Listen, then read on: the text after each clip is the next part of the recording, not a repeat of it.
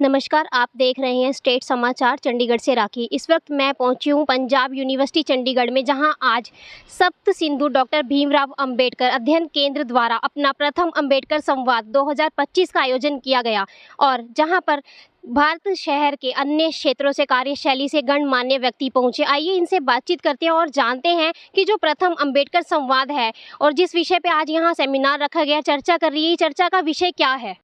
सत्य कहेंगे, सत्य लिखेंगे, सत्य चलेंगे। बाबा साहब अम्बेडकर हो, चाहे डॉक्टर एडगेवार जी हो, चाहे शिवाजी हो, अपने हीरो।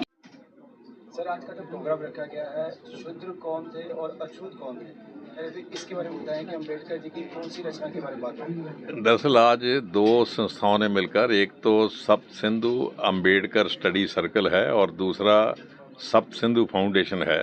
दोनों ने मिलकर ये कार्यक्रम रखा है कि भारत के समाज को समझने के लिए जो भारत की सोशियोलॉजी है, भारतीय सामाजिक संरचना है, इसको समझने के लिए अम्बेडकर का मार्ग जो है वो शायद बहुत सहायक है और ठीक ढंग से समझा जा सकता है।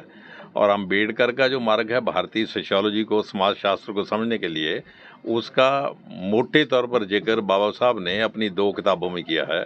एक तो किताब है जो आपने क्या नाम बताया कि हु वर शूद्रास, शूद्र कौन थे, और दूसरी किताब है the untouchables and how they became untouchables. तो दोनों किताबें एक प्रकार से हु वर शूद्रास की सप्लीमेंट्री किताब दूसरी है।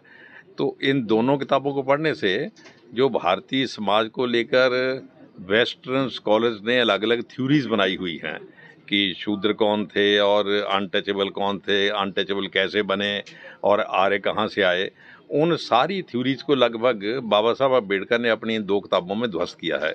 इसलिए अब सब सिंधु फाउंडेशन और अम्बेडकर स्टडी सर्कल को लगा कि यदि भारतीय समाज को समझना है तो वेस्टर्न मेथड जो है उसको फॉलो किया जाए, या बाबा साहब अम्बेडकर का जो इंडियन मेथड है उसको फॉलो किया जाए। इसलिए इन दोनों किताबों का आधार बनाकर इसकी चर्चा रखी गई है।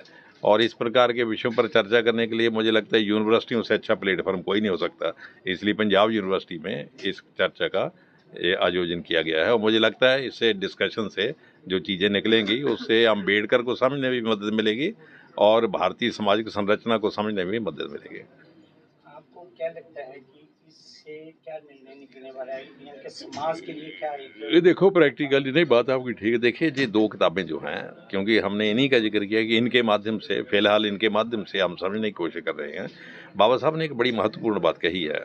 अभी जो थ्योरी प्रचलित है, जो भारतीय सोशियोलॉजी में पढ़ाई भी जाती है और भारतीय यूनिवर्सिटी में पढ़ाई जाती है, कि जो शूद्र थे वो अनटचेबल थे। अम्बेडकर का ये कहना है कि जो शूद्र थे वो क्षत्रिय थे, कि एक क्षत्रियों का सेक्शन जो था उसका उपनयन संस्कार करवाने से इनकार कर दिया, तो जो उनका वो सेक्शन था जिसका उपनयन संस्कार करवाने से इनकार किया गया वो शूद्र कहलाने लगा।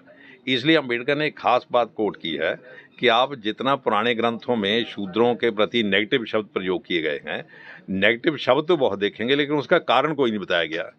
जब भी आप किसी की निंदा करते हो दो चार फैक्टर तो बताएंगे ना, भाई इसमें ये अवगुण है, ये अवगुण है, ये अवगुण है। वो कहते हैं कि पूरे ग्रंथों में कहीं अवगुण कोई नहीं लिखा गया, लेकिन शूद्रों को ऐसा करना चाहिए, शूद्रों के साथ ऐसा करो, ऐसा करो। उसका कारण ये है कि ये क्षत्रियों का अंदरूनी झगड़ा था। तो इसलिए अब जब अंदरूनी झगड़ा था, जाने क्षत्रिय थे, स्टॉक तो एक ही था, तो जब अंदरूनी झगड़ा है तो एक दूसरे को गाली निकाल सकते हैं कि ये घटिया है, ये बढ़िया है, लेकिन यदि उसके किस लिए है वो बताएंगे, फिर तो अपने फोर फादर्स की निंदा कर रहे हैं। तो इसलिए ये बहुत गहरी बात अम्बेडकर ने कही। एक अम्बेडकर की जो थ्योरी है जिस पर बहुत कम चर्चा होती है, अभी जो भारतीय समाज शास्त्र में पढ़ाया जाता है उसमें बताया जाता है कि चार वर्ण हैं, एक ब्राह्मण और क्या नाम क्षत्रिय, वैश्य और शूद्र। अम्बेडकर कहते हैं कि मूलतः तीन वर्ण ही हैं, जो मूल थ्योरी है वो तीन वर्ण है, और शूद्र जो है वो तो क्षत्रिय वर्ण का ही हिस्सा है। तो इसलिए ये दो बातें हैं। मुझे लगता है यदि अम्बेडकर के इस रास्ते से हम भारतीय समाज को समझने की कोशिश करेंगे तो बहुत सा जो वेस्टर्न स्कॉलर्स ने कहना चाहिए कि प्रदूषण फैलाया हुआ है भारतीय सामाजिक संरचना में, वो दूर हो सकता है।